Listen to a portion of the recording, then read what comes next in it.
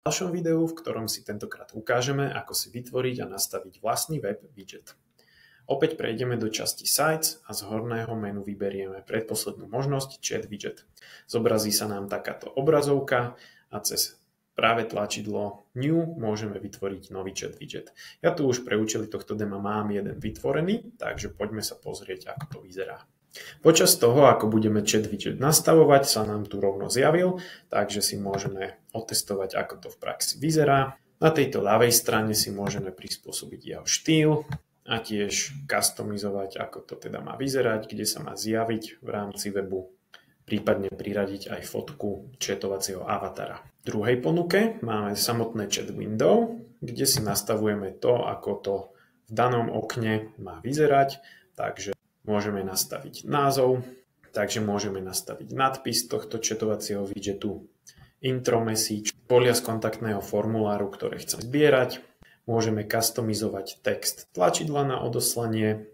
Ďalej tu máme možnosť špecifikovať, ako je náš formulár nastavený. My ho čiastočne máme napojeného na nášho AI bota, takže sme to tu transparentne uviedli, aby bol o tom užívateľ upovedomený. Ďalej môžeme nastaviť, kedy sa má chat automaticky zavrieť, čiže my to máme nastavené na 10 minút po neaktivite z druhej strany. Taktiež si môžeme prispôsobiť naše Business Office Hours, to znamená, že kedy bude tento live chat k dispozícii.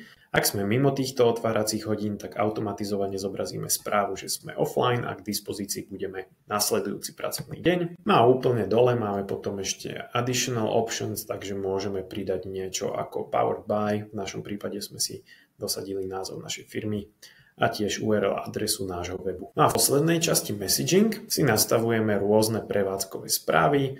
Čiže napríklad váš chat bol ukončený, prosím ohodnoťte užívateľskú skúsenosť, ďakujeme za váš čas a tak ďalej. A v poslednej časti môžeme ešte nastaviť jazyk tohto formuláru, takže my to máme nastavené na jazyk webovej stránky. V tej strednej časti si opäť môžeme pozrieť, ako formulár bude vyzerať na jednotlivých zariadeniach.